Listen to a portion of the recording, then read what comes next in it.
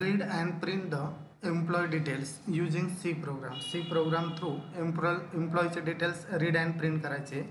तर C use the standard library yesterday.h.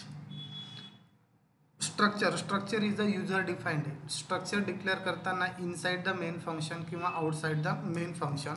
The struct keyword create in the structure employee having the member. Employeeचे member integer मध्ये employeeचा ID, string मध्ये एम्प्लॉयीचा name store करताना size 10 ची आणि float मध्ये एम्प्लॉयीची salary. End of the structure end होताना नेहमी सेमीकोलन दिला होता. एक्झिक्युटेबल बॉडी कोणती असते? आपली मेन बॉडी असते. मेन बॉडीमध्ये the struct keyword create in the structure एम्प्लॉयीचा व्हेरिएबल काय क्रिएट केला? E. Structure variable is a access by the structure member using dot operator through आपण स्ट्रक्चरच्या मेंबरला ॲक्सेस करू शकतो. तर स्ट्रक्चरच्या मेंबरला इनपुट देण्यासाठी युजर डिफाईन्ड स्टेटमेंट देतोय. Enter the employee ID name salary enter करा. एंटर केलेली व्हॅल्यू रीड करण्यासाठी स्कॅनएफ फंक्शन. एंटर केलेला ID इंटिजरमध्ये, नेम स्ट्रिंगमध्ये, सॅलरी फ्लोटमध्ये. तर ॲम्परसाईन ई डॉट आय डीनं आय डी मेंबरला व्हॅल्यू असाईन झाली. ॲम्परसाईन ई डॉट नेमनं नेम मेंबरला आणि ॲम्परसाईन ई डॉट सॅलरीनं सॅलरी मेंबरला व्हॅल्यू काय केली? असाईन केली. स्ट्रक्चरच्या मेंबरला व्हॅल्यू असाईन झाली. असाईन झालेली व्हॅल्यू स्क्रीनवरती काय करायचे?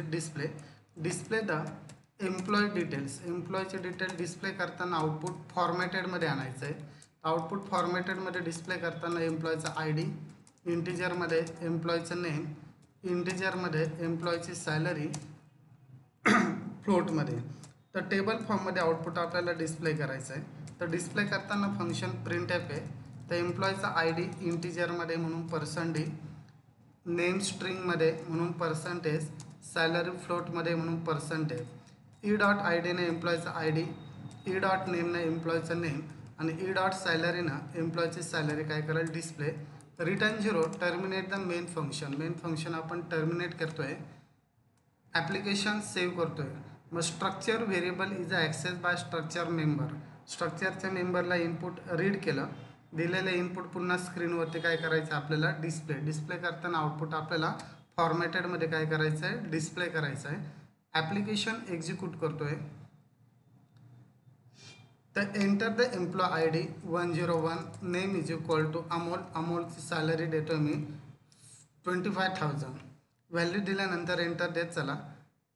Display the employee details. एम्प्लॉयचे डिटेल डिस्प्ले करताना ID 101, name Amol, salary is equal to 25,000. मग read and print the employee details. एम्प्लॉयचे डिटेल्स आपल्याला रीड अँड काय करायचे?